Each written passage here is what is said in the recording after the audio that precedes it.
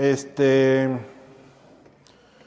el domingo pasado, después del servicio, estaba hablando con una persona que quiero mucho y estábamos hablando de la escuela dominical y me dijo algo como, si tal vez en el contexto de todas las preguntas que hice el domingo pasado, si se acuerdan, si tal vez no sé todas las respuestas a esas preguntas, que cuántos libros hay en el Antiguo Testamento, que cuántos hay en el Nuevo Testamento, que cuántos autores lo escribieron, que cuántos años se tardó en escribirse la Biblia, pero conozco la Biblia misma, el contenido, lo de adentro, pero no conozco esas cosas, eso está bien, ¿no? O sea, ¿qué tiene eso de malo? Primera de Pedro 3:15 nos dice, sino santificad a Dios el Señor en vuestros corazones y estar siempre preparados para presentar una defensa con mansedumbre y reverencia ante todo el que os demande razón de la esperanza que hay en vosotros. Este pasaje nos dice que tenemos que estar preparados para presentar una defensa. Y no sé si se acuerdan cuando Claudio predicó este pasaje, cuando predicó tal vez hace como 2 años, sobre la apologética. Y la apologética es precisamente eso, es la defensa de la fe. Y sí, como creyentes estamos llamados a presentar una defensa de qué es lo que creemos y por qué es que lo creemos. Y si partimos desde el punto de vista de que, pues es que la Biblia lo dice, eso está bien aquí, ¿verdad? Aquí todos estamos de acuerdo que lo que la Biblia dice es verdad. Bueno, así se espera, ¿verdad?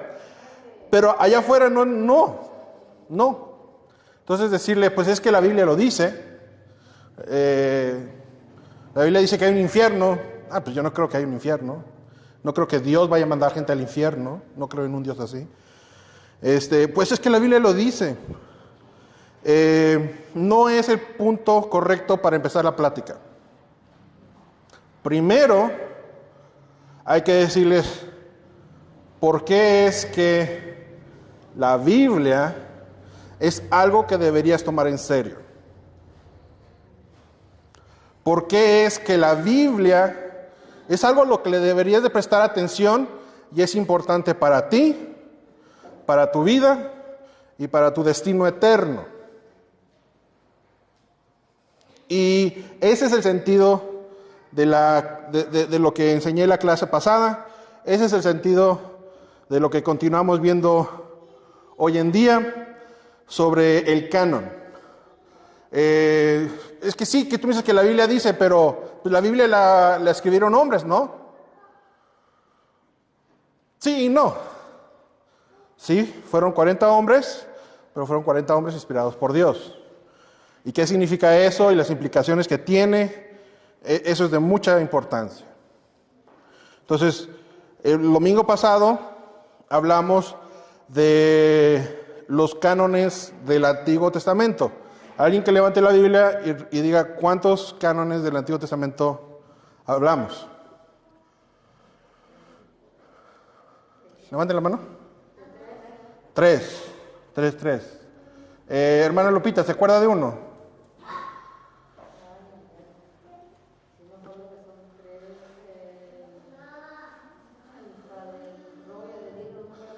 Sí, yo sé que se está pensando en la palabra, la Torá. La Torá. Es la palabra más común, la más frecuente, que significa la ley. ¿Chivis?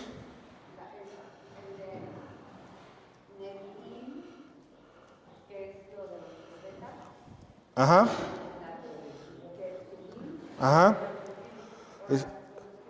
Los escritos, que fueron en su mayoría los escritos después del cautiverio y cuando regresaron. ¿Ok? Y juntos forman un grupo que se llama, mi amigo Roy. ¿No? ¿Carlos? El Tanakh. El Tanaj. A veces con K, a veces con J es lo mismo, el Tanaj o el Tanakh. ¿Con J o con K? Tanaj, sí. ¿Ok? Eso fue parte de lo que vimos la vez pasada. Yo les había dicho que íbamos a continuar hablando sobre el canon del Nuevo Testamento, pero me quedé picado estudiando sobre el canon del Antiguo Testamento y de la clase del domingo pasado. Entonces esta semana, cuando continué estudiando, en lugar de estudiar más del Nuevo Testamento, aunque ya está lista la clase del Nuevo Testamento, pero cuando estaba estudiando, seguí estudiando sobre el Antiguo Testamento. Y quiero contarles dos breves historias. Si le puedes pasar al siguiente, Paul. Dos breves historias sobre el canon del Antiguo Testamento. Pero hay mucha información, entonces necesito que prestemos atención, que me sigan en lo que voy a ir diciendo y juntos vayamos avanzando. ¿Ok? La primera historia es la breve historia del texto masorético en contraste a los rollos de Qumran. Abajo en la imagen, del lado izquierdo, tenemos un escrito de Qumran y del lado derecho tenemos un escrito del texto masorético. Está un poco borrado de acá, pero básicamente, letra por letra, exceptuando los puntos, los dos deletrean Israel, como se decía antes de Cristo y como se decía en hebreo en la época medieval. ¿Ok? Para mostrar que hablan de lo mismo. Entonces, los rollos de Qumran y el texto masorético es el tema de la primera historia. Primero, quiero hablar sobre el texto masorético. El siguiente, por favor. El texto masorético es la copia del Tanaj completo más antiguo que se tiene o se conoce. ¿Ok? Dijimos que el Tanaj era la Torá, el Nevi'im, el Ketubim. Juntos formaban el Tanaj, que es nuestro Antiguo Testamento. Y la copia completa, más antigua que se tiene del Tanaj, son los textos masoréticos. ¿Ok? Siguiente. Este texto fue creado por los masoretas. Ellos son un grupo de eruditos dedicado a la preservación oral y textual de los escritos judíos. ¿Ok? Era un grupo de eruditos que tenían el privilegio de dedicarse de lleno, como trabajo, a preservar, a estudiar, a copiar los textos judíos y la tradición oral judía. Y ellos tuvieron un tiempo muy largo, existieron desde el siglo VII hasta el siglo XI después de Cristo. El siglo VII es como de los 600 a después de los 1000 después de Cristo. ¿Ok? Que eso es el centro y el corazón de la edad medieval. Ellos agregaron a la escritura hebrea las marcas que vimos ahí que tenían puntitos y rayitas. Ellos inventaron una manera de agregarle vocales al texto hebreo, porque el texto hebreo no tiene vocales, son puras consonantes.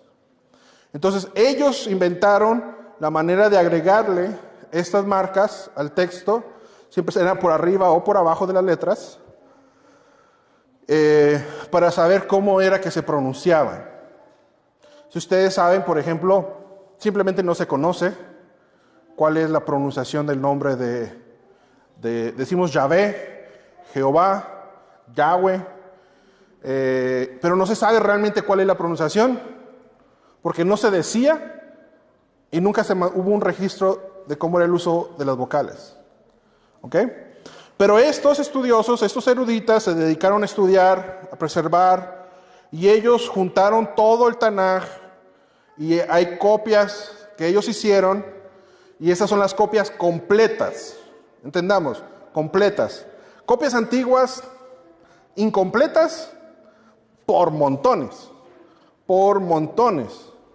Recientemente encontraron en Israel, en una tumba, un rollo de plata, una plata que la expandieron, la hicieron como hoja y la enrollaron, y tenía la bendición arónica, de Jehová ilumine su rostro sobre ti y te dé paz, y todas esas cosas que dice la bendición arónica. Y textualmente la bendición arónica que está en la Torá, los escritos de Moisés, textualmente estaba ahí, y ese era un texto como de 1100 años antes de Cristo. Entonces, antiguos, incompletos, muchísimos. Pero estamos hablando de la copia completa, de Génesis hasta Malaquías. La más antigua es la masorética. Este es un texto masorético. Siguiente. Es una captura de un texto masorético donde se ven las marcas, están acentuadas arriba y abajo, de cómo en el hebreo se agregaron las vocales. Si lo ven, es un escrito ordenado, en línea, que es indicio de la época en que fue escrito, que fue en la época medieval. El siguiente. Este es la portada del códice, permítanme, del códice de Leningrado. Es la portada del códice de Leningrado, que es uno de los códices de los textos masoréticos. Y el estilo mismo, lo pueden ver, es muy parecido a los libros medievales. Y esta era la portada del texto. Estos libros existen hoy, y básicamente la religión judía de hoy en día basa todo su estudio y su práctica en los textos masoréticos. De la Biblia de ellos, los textos masoréticos, de los judíos. ¿Ok? Brinquemos al siguiente, que son los rollos de Qumran. ¿Alguien ha escuchado sobre los rollos de Qumran alguna vez? ¿No? Ok. Son muy importantes, o sea, son muy importantes. Los rollos de Qumran son 972 manuscritos en total. Estos se descubrieron a las orillas del Mar Muerto, dentro de vasijas de barro, y los encontraron en muchas cuevas. Fue algo muy curioso, porque había un beduino que andaba por el lugar y agarró una piedra y la aventó a una cueva, y cuando la aventó a la cueva, sonó que algo ¡pah!, se rompió. Y eso le llamó la atención, y fue y encontró que había roto una vasija de barro, y que en esa vasija de barro había un rollo, y él agarró ese rollo, se fue a Tel Aviv, la capital de Israel, y buscó a un turista americano, y le dijo al turista americano, dije, mira, un tesoro arqueológico, te lo vendo. Y el turista americano resultó ser un erudito de los textos antiguos, y al verlo se lo compró súper barato, y se lo llevó a Estados Unidos, lo estudió, se dio cuenta que era un texto original, un manuscrito antiguo original, no era copia ni nada. Regresó con un equipo a Israel, buscaron al muchachito, lo encontraron, lo hicieron que los llevara a la cueva, y de allí empezaron a encontrar muchos más manuscritos. En total, 972. ¿Le podemos dar, Paul? Y estos escritos fueron muy significativos, porque aunque fueron encontrados en 1947, esas vasijas estaban ahí ya cuando Jesús estaba caminando en Jerusalén, en Israel. Esas vasijas ya estaban en las cuevas, en el tiempo de Jesús, en el tiempo de los apóstoles, de los discípulos, ya estaban ahí escondidas. Esas vasijas son desde antes de Cristo. ¿Ok? Y su nivel de preservación era tan asombroso que se volvió, una más, Paul, el hallazgo histórico o arqueológico más significativo de todo el siglo pasado, del siglo XX. Fue el hallazgo arqueológico más importante de todo el siglo XX. Siguiente. Estas son algunas de las cuevas de Qumran.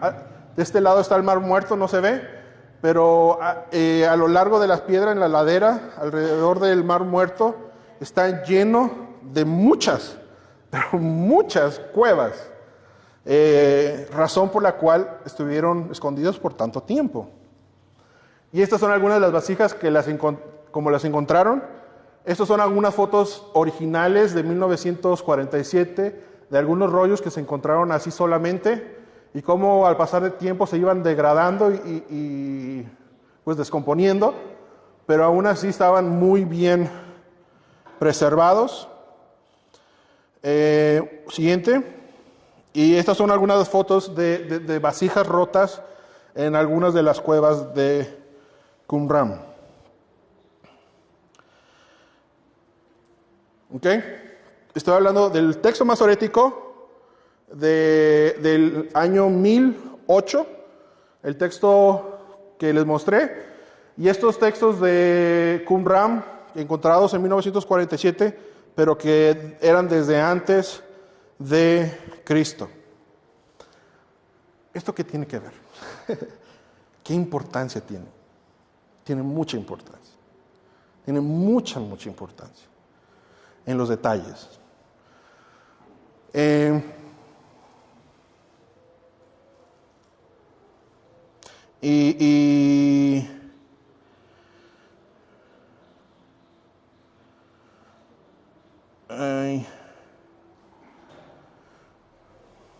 Puse la foto mal, pero bueno, no importa.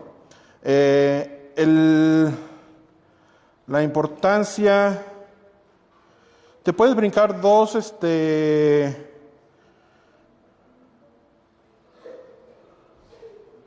perdón, al que sigue, Paul. El título está mal, discúlpenme. El título está mal, esa es la siguiente historia, pero este sí es. ¿De qué sirve estudiar eso? Sirve de mucho. Siguiente. Entre los rollos de Qumran existe una copia completa del libro de Isaías fechada en el año 100 a.C. ¿Ok? Existe una copia completa del libro de Isaías, de sus 66 capítulos de Isaías.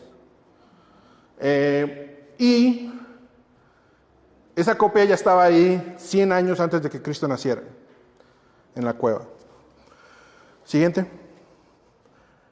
Entonces los estudiosos agarran y dicen, wow, una copia de Isaías completa de más de 2000 años. Wow, vamos a estudiarla. Y la empiezan a estudiar. Y dicen, pues, vamos a compararla. ¿Cuál es la mejor comparación que podemos hacer de ese texto a otro texto? Dijeron, pues los textos completos de los libros masoréticos. Y agarraron y empezaron a compararlos. Siguiente. ¿Qué creen que pasó? Pausa. ¿Qué creen que pudo haber pasado?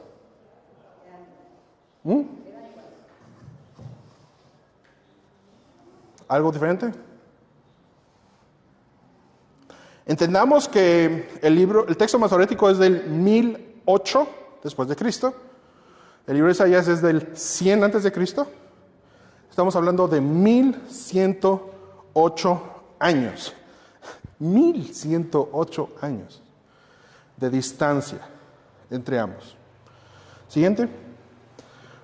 Lo que pasó es que se encontró que la versión de Isaías del rollo de Qumran era 95% idéntica a la copia del texto masorético de 1008 después de Cristo.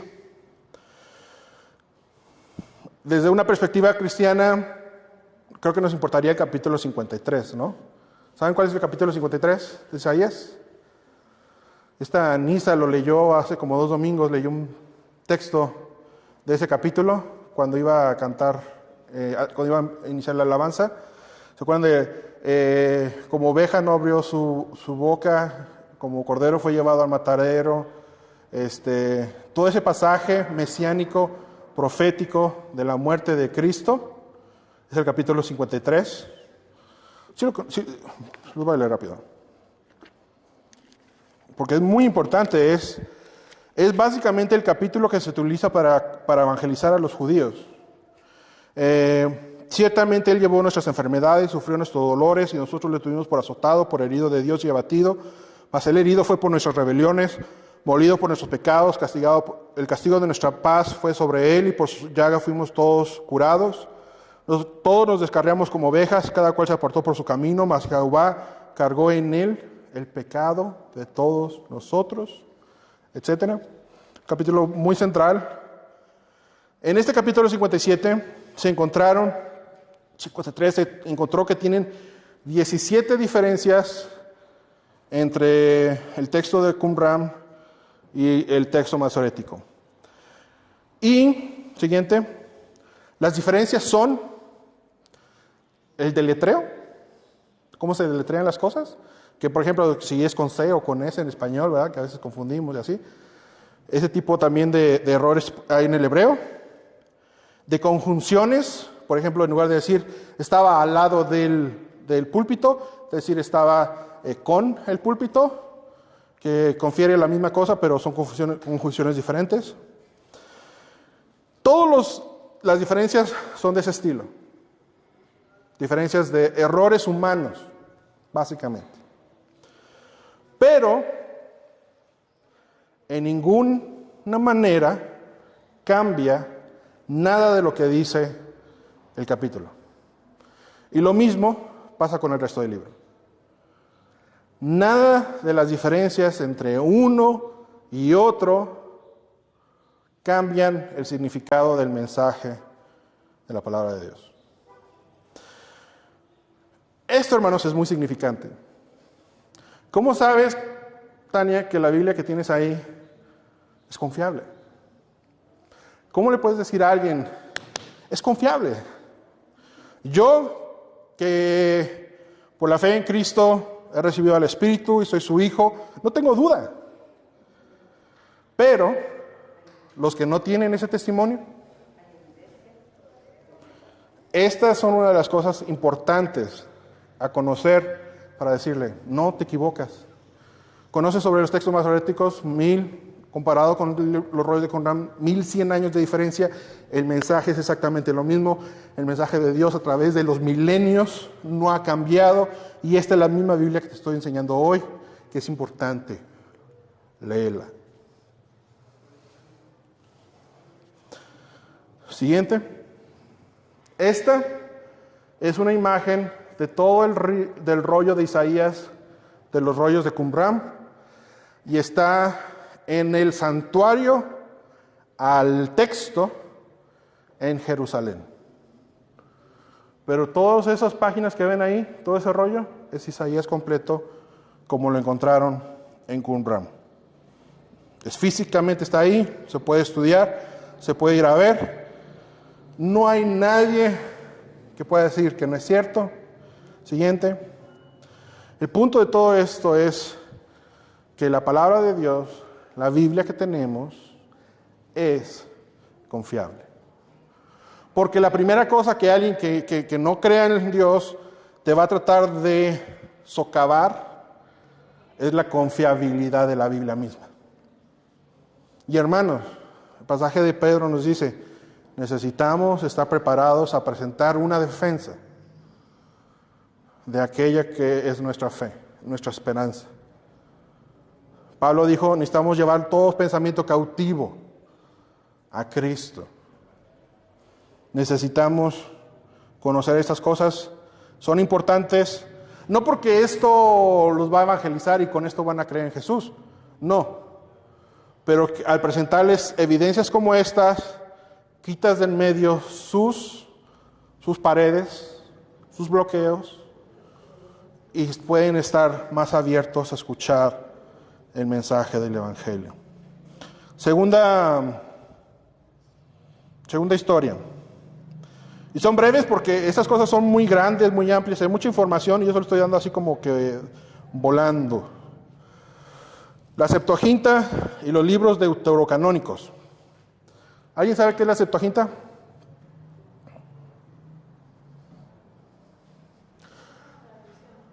¿Ah?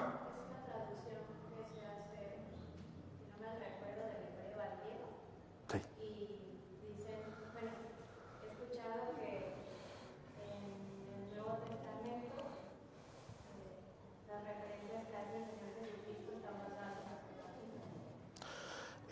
Tienes toda la razón, Claudia. Muchas felicidades. Qué bueno que sepas eso. Es exactamente lo que tú dijiste. La Septuaginta es una versión, una traducción del Antiguo Testamento en hebreo al griego. Y los libros deuterocanónicos, o llamados también apócrifos, ¿alguna vez los han escuchado? ¿Ale?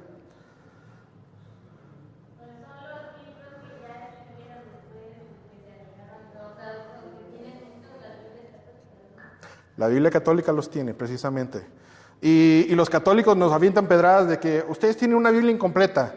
Y nosotros les aventamos pedradas y decimos, no, ustedes agregaron libros de más. ¿Y cuál es la situación aquí? Este es el punto de este. Veamos primero los libros deuterocanónicos. Son Tobías, Judith, Primera y Segunda de Macabeos, Sabiduría, Eclesiástico y Baruch.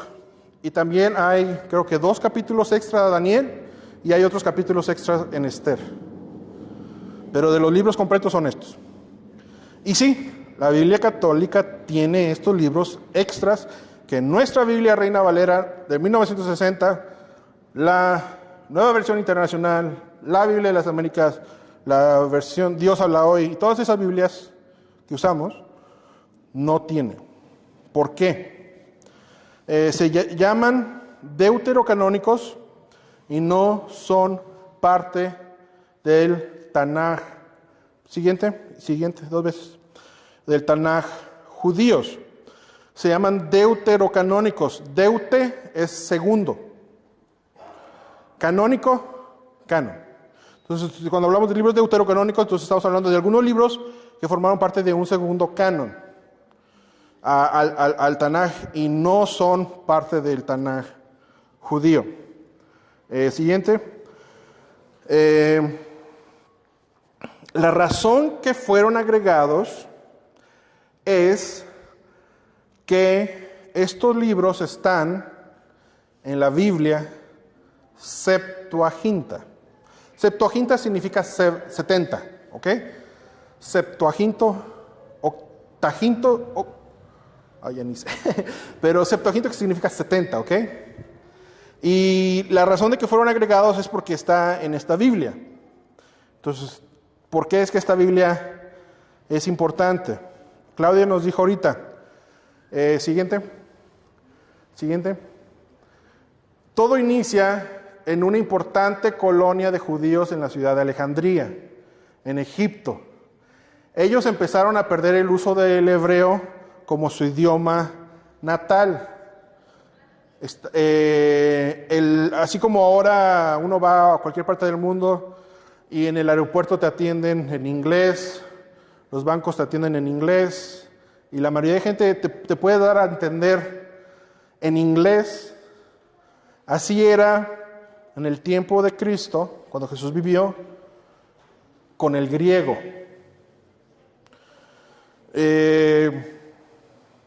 Hay una razón histórica de eso, no voy a entrar en eso, pero bueno. ¿Ustedes recuerdan la ciudad de Alejandría en Egipto por algo muy famoso? ¿Han escuchado algo de Alejandría? Pues Alejandro Magno es que el griego haya sido el lenguaje común, porque Alejandro Magno invadió desde Grecia hasta la India. Y en toda esa conquista llevó el idioma griego. Eso, David, muy bien. la Biblioteca de Alejandría. Alejandría era la ciudad cultural más importante en el imperio griego y romano. Tanto así que hubo un emperador que mandó que se consiguieran todos los escritos del mundo y se copiaran y se guardara una copia en la Biblioteca de Alejandría, y la Biblioteca de Alejandría siguiera haciendo copias. Entonces, la Biblioteca de Alejandría tenía una misión muy ambiciosa. Querían juntar todos los escritos y la información registrada de la humanidad hasta ese punto. Solo alguien más ha logrado hacer eso desde entonces. Se llama Google. Google ha hecho eso, sí. Y esto llevó a que se reunieran y se formara un grupo de 72 eruditos que tradujeron del griego koiné, que era el griego de esa época, el Antiguo Testamento, y agregaron otros 7 libros como parte de su herencia judía. Ellos dijeron, pues vamos a traducir nuestros escritos, nuestra tradición, y empezaron a traducir el Tanaj, pero luego dijeron, estos libros también como que son muy importantes, no son el Tanaj, pero sí son importantes. Macabeos contiene mucha de la historia entre Malaquías y Juan el Bautista que no dice la Biblia. Entre la última página del Antiguo Testamento y la primera página del Nuevo Testamento hay 400 años de espacio. En esos 400 años sucedió las guerras griegas, y Macabeos, primera y segundo de Macabeos, tienen un valor histórico muy importante, pero no eran del Tanaj, no eran canon. Pero los judíos, estando en una colonia helénica, griega, su visión era no religiosa, sino era intelectual. Los tradujeron y los juntaron, y eso se llamó la Septuaginta. Se llama Septuaginta porque eran 72, y aunque se redondea a 70, pero eran 72 porque eran 6 de cada una de las tribus de Israel. Entonces suman 72. Ellos contaron con el apoyo del rey griego de Egipto, Ptolomeo II Filadelfos, que quería que la traducción fuera agregada a la Biblioteca de Alejandría. El rey, por supuesto, los respaldó porque él quería que esa copia se quedara en la biblioteca. Este rey fue el tatarabuelo de Cleopatra, si les ayuda a ubicarse en la historia. Siguiente. Esta traducción fue muy importante. ¿Por qué? Porque se convirtió en la Biblia de la iglesia primitiva del primer siglo, porque vivían en un mundo que hablaba griego. ¿Ok? Se volvió su Biblia. Lo que Pablo estudiaba era la Septuaginta. Lo que Lucas estudiaba era la Septuaginta. Fue la Biblia de la iglesia al inicio. Eso es muy relevante. Es muy relevante. Si ustedes saben, también el Nuevo Testamento fue escrito también en griego. Entonces, toda esa vida del Nuevo Testamento en esa época era toda en griego. La única Biblia disponible era en griego. ¿Se acuerdan que la iglesia se esparció al mundo romano? Pablo fue y predicó sobre varios viajes, fundando iglesias y todo eso. Y esos lugares donde iba fundando iglesias, la gente no hablaba hebreo. No eran judíos, eran romanos. esclavos y libres romanos. Y el idioma que ellos hablaban era griego. Entonces, las nuevas iglesias fundadas a todo lo largo del Imperio Romano, al juntarse y estudiar la Biblia, estudiaban la Septuaginta. La Septuaginta. Pero la Septuaginta llevaba incorporados aquellos 7 libros que no eran del Tanaj. ¿Ok? Como dijo Claudia, tan importante fue el uso y la distribución de la Septuaginta, así se escribe, 50-10-10, Septuaginta, que los autores del Nuevo Testamento la usaron como la principal fuente para citar el Antiguo Testamento. Siguiente. 340 veces es citada la Septuaginta, mientras que solo 33 veces es citado el Antiguo Testamento desde el hebreo. Y en su mayoría, el que citaba desde el hebreo era Mateo, porque Mateo fue uno de los discípulos de Jesús. Él fue un que juntaba dinero para el imperio, publicano, y él fue el que citaba mayormente desde el hebreo, porque él escribió Mateo, está escrito para los judíos. Le presenta a Cristo como rey de los judíos. Pero el resto de la Biblia, del Nuevo Testamento, cita 10 veces más la Septuaginta que el Antiguo Testamento original en hebreo. Eso es muy importante, porque la Septuaginta ya quedó impregnada en nuestro Nuevo Testamento. ¿Ok? Quedó impregnada en nuestro Nuevo Testamento, por eso se volvió un libro sumamente importante. Siguiente.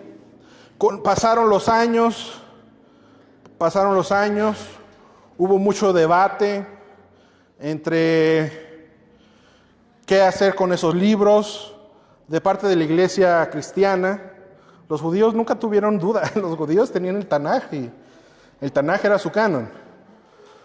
La iglesia cristiana tenía mucha controversia porque pues, se había arrancado con la Septuaginta, que sí lo incluía, pero no era parte del canon.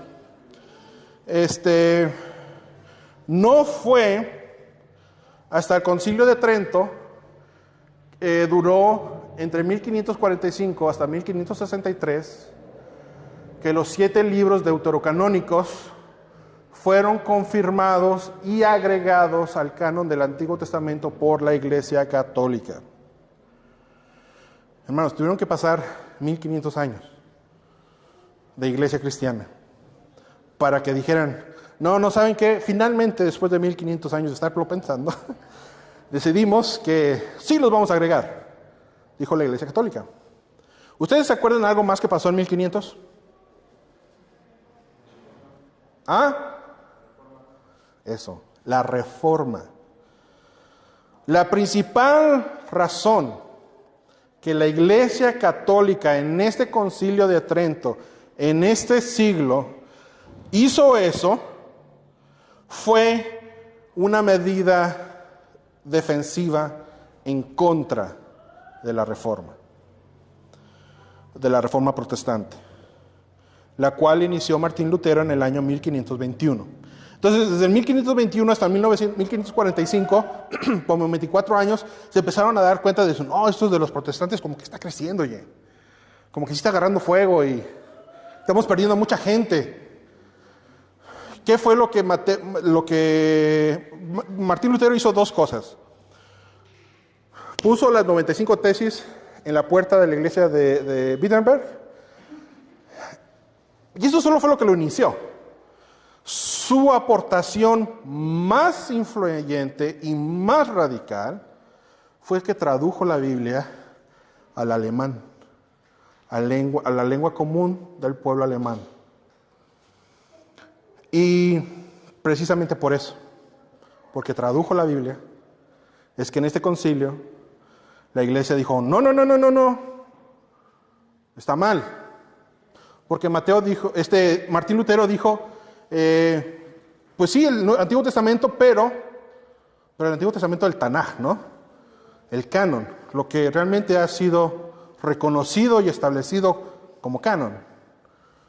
Y la Iglesia Católica dijo, no, ya ven, miren, está equivocado. Nuestra herencia, que la Iglesia Católica es súper enfática en la herencia, en la tradición, la herencia y la tradición ha traído estos libros todos estos años, de una vez digamos que son los oficiales. Y lo hicieron en ese entonces. Esta es la razón de que la Biblia Católica tenga libros de más.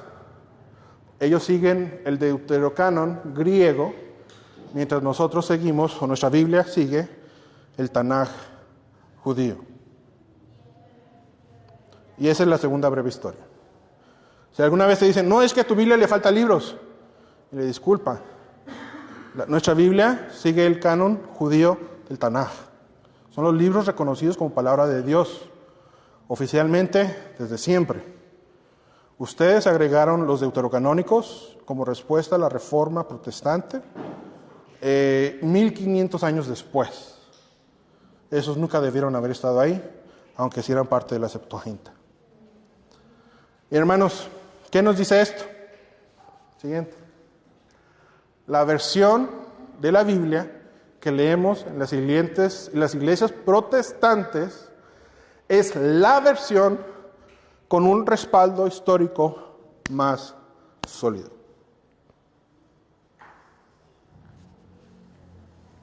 La versión de la Biblia que leemos hoy en día, la Reina Valera, es una versión con un respaldo histórico más sólido. Que es la razón de que sea así, que no tenga los apócrifos, tiene una razón de ser y es la mejor manera de ser. ¿Ok?